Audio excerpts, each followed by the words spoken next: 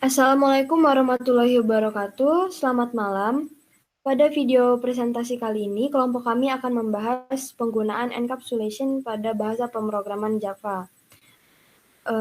Pada mata kuliah pemrograman berorientasi objek kelas A. Sebelum lanjut ke materi, izinkan saya memperkenalkan diri. Nama saya Kurnia Ramadhani dengan NPM 2117051073 dan teman saya Siti Ayuni 2117051068, kemudian teman saya yang lain Brigita Jessica dengan NPM 2117051045. Minggu lalu kita telah membahas tentang Java Object Oriented Programming atau OOP. Lalu, apakah teman-teman sudah paham tentang apa itu konsep enkapsulasi?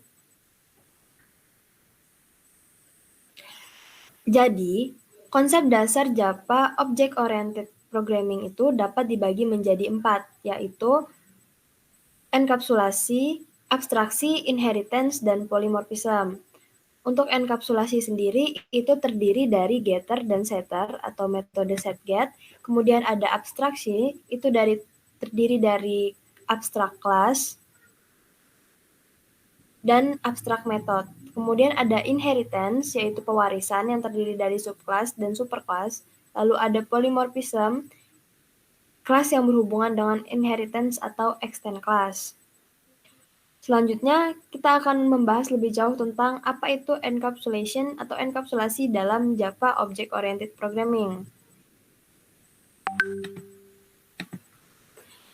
Jadi, encapsulation atau enkapsulasi adalah salah satu dari 4 konsep Object Oriented Programming dasar.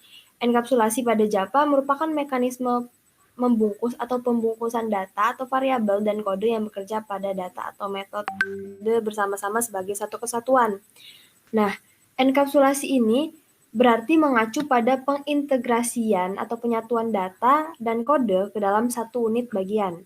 Dalam enkapsulasi sendiri, variabel pada suatu kelas disembunyikan dari kelas lain dan hanya dapat diakses oleh metode dari kelas variabel ditemukan tadi atau akses modifiernya bersifat private. Nah, untuk mencapai proses enkapsulasi itu sendiri, ada beberapa hal yang harus diperhatikan dan akan dijelaskan oleh teman saya Brigita Jessica. Untuk Brigita Jessica, mungkin bisa langsung dijelaskan. Oke, baik. Selanjutnya ini ada hal-hal yang harus diperhatikan dalam encapsulation. Yang pertama ada mendeklarasikan variabel class atau atribut class dalam bentuk private. Yang kedua ada menggunakan metode public getSet, setter getter untuk mengakses dan memperbarui nilai private. Selanjutnya ada apakah manfaat dari encapsulation? Yang pertama ada information hiding. Hal ini mengacu kepada perlindungan terhadap implementasi objek internal. Manfaat utamanya adalah bagian internal dapat berubah tanpa mempengaruhi bagian-bagian program yang lain. Selanjutnya ada modularitas. Modularitas berarti objek yang dikelola secara independen. Karena kode sumber bagian internal objek dikelola secara terpisah dari interface. Maka kita bebas melakukan modifikasi yang tidak menyebabkan masalah pada bagian-bagian lain dari sistem. Manfaat ini mempermudah mendistribusikan objek-objek dari sistem. Selanjutnya di sini ada contoh dalam kehidupan sehari-hari. Yang pertama, kita membuat rekening bank dengan menyerahkan data-data seperti KTP, data pribadi, dan lain-lain, tapi pihak bank tidak mengetahui kode PIN kita. Yang kedua ada, kita semua tahu bagaimana cara menggunakan handphone, tapi tidak tahu pasti apa yang ada di dalamnya dan bagaimana cara kerja handphone tersebut. Yang terpenting adalah kita menggunakannya melalui interface yang disediakan. Lalu di sini ada diagram class dengan study case ini dengan kelas pegawai. Terus di sini ada atribut. Yang pertama ada nama dengan tipe data string, yang kedua ada NIP dengan tipe data string, gaji dengan tipe data double, bonus dengan tipe data double, gaji bersih dengan tipe data double. Terus selanjutnya di sini ada metode hitung gaji. Ini dengan kenapa tandanya min? Karena karena min itu untuk modifier private, sedangkan untuk tanda plus itu modifier public. Selanjutnya membuat superclass dengan nama perusahaan. Selanjutnya cara membuat subclass itu klik kanan pada package, lalu klik new, lalu Java class. Lalu membuat atribut access modifier. Access modifier dapat dikatakan sebagai hak akses bagi kelas atau metode lain untuk menggunakan kelas atau metode tersebut. Selanjutnya akan dijelaskan oleh teman saya, Siti Ayuni. Baik, sebelumnya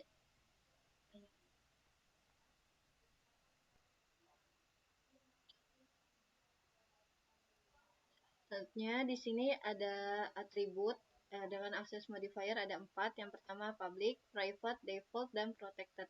Nah, maksud dari public itu sendiri artinya atribut itu dapat diakses di kelas manapun.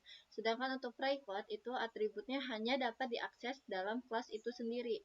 Sedangkan untuk default biasanya itu tandanya tidak ada aksesnya, tidak ada nama akses modifiernya, yang hanya dapat diakses pada package yang sama. Sedangkan untuk protected yaitu artinya dapat diakses pada package dan subclass yang sama.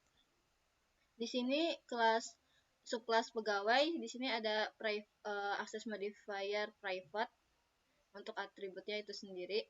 Selanjutnya sesuai yang saya jelaskan, akses modifier private itu hanya dapat diakses di dalam kelas yang dideklarasikan. Artinya atribut-atribut yang dalam codingan ini hanya dapat diakses pada subclass pegawai itu sendiri. Selanjutnya ada konstruktor. Maksud dari konstruktor adalah metode khusus yang akan dieksekusi pada saat pembuatan objek. Nah, saat membuat sebuah objek dari kelas, konstruktor akan otomatis dipanggil untuk menyiapkan data-data pada objek tersebut. Untuk membuat konstruktor pada NetBeans itu dapat diklik kanan dan pilih insert code, dan di sini ada konstruktor, maka akan dibuat konstruktor secara otomatis. Selanjutnya ada metode. Metode sendiri merupakan sekumpulan function yang digunakan untuk memanipulasi nilai dari atribut, menerima informasi dari objek lain, dan mengirim informasi ke objek lain. Untuk struktur metode di sini ada access modifier, terus ada return type, terus nama metode, di sini ada parameter yang bersifat opsional, dan terakhir ada statementnya. Contoh dalam program ini ada metode dengan nama print data, akses modifiernya public, terus tipe datanya void dengan parameter string nama perusahaan. Dan di bawahnya sini terdapat statement-statement. Nah, metode ini berfungsi untuk menampilkan data-data dari pegawai. Selain itu, di sini ada metode hitung gaji, yang dimana akses modifiernya public, ini tipe datanya void, dan namanya itu hitung gaji, namun tidak ada parameter. Nah, fungsi dari metode ini itu untuk menampilkan nilai dari gaji bersih. Selanjutnya di sini ada sebuah shortcut, yang dimana di sini ada superclass dengan nama perusahaan, dan di sebelahnya ada subclass dan hasil runningnya. Untuk lebih jelasnya kita dapat beralih ke NetBeans. Di sini kita telah membuat sebuah subclass dengan nama pegawai, di mana di sini ada atribut-atributnya dengan akses modifier private, dan ada konstruktor yang telah saya jelaskan tadi, dan di sini ada dua metode, yang pertama print data dan hitung gaji. Selanjutnya dapat kita run terlebih dahulu ya. Nah, di sini dapat saya jelaskan untuk di super kelasnya kita menggunakan constructor sehingga dapat langsung saja membuat objek yang dimana dengan nama objeknya data1. Di sini ada isinya, argumennya yaitu INIB 1, 2, 3, 4, 5, 6, 7, 8, 9, 7.500.000 dan 5 juta. Maksudnya di sini adalah INIB ini merupakan isi dari nama 1, 2, 3, sampai 9 ini merupakan NIP, dan 7,5 juta ini untuk gaji, 5 juta ini untuk bonus, sesuai dengan yang ada di dalam subclassnya, yaitu harus berurutan. Di sini ada nama, NIP, gaji, dan bonus. Dan di sini juga ada untuk memanggil metode hitung gaji yang ada di subclass, kita harus menggunakan nama objeknya, ininya, metodenya, dan selanjutnya di sini ada data 1.print data makmur. Maksudnya adalah kita akan memberi nilai kepada nama perusahaan yang telah kita jadikan parameter pada subclass tersebut. Dapat kita run. Nah, di sini akan muncul nama perusahaannya, kan tadi belum diinputkan ya di dalam konstruktor. Nah, sini kita dapat menginputkan.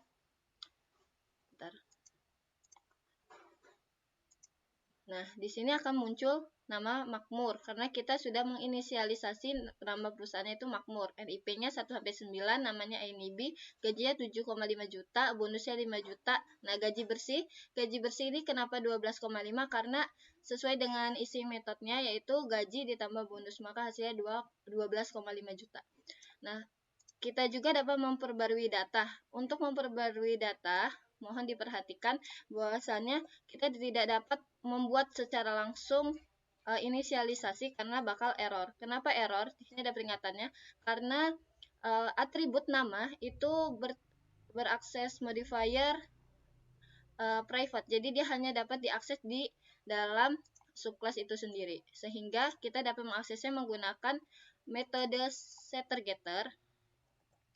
Ini kita telah membuat metode settergetter. Nah, di sini ada public string get. Nah, ini berarti getter, sedangkan untuk setnya berarti setter. Nah, setter ini fungsinya untuk mengeset atau untuk mengatur apa yang akan kita masukkan. Sedangkan untuk getter ini untuk menampilkan dari nilai nama itu sendiri. Nah, di sini kita sudah membuat data 1 set nama, kita ganti Ayuni, Mia, Gita. Nah, sedangkan untuk get-nya, untuk menampilkan perubahannya, kita dapat menggunakan metode get nama. Nah, di sini kan namanya berubah ya, tadinya kan INIB. Nah, nama ini akan berubah nilainya menjadi Ayuni, Mia, Gita sesuai dengan setter yang kita lakukan sebelumnya.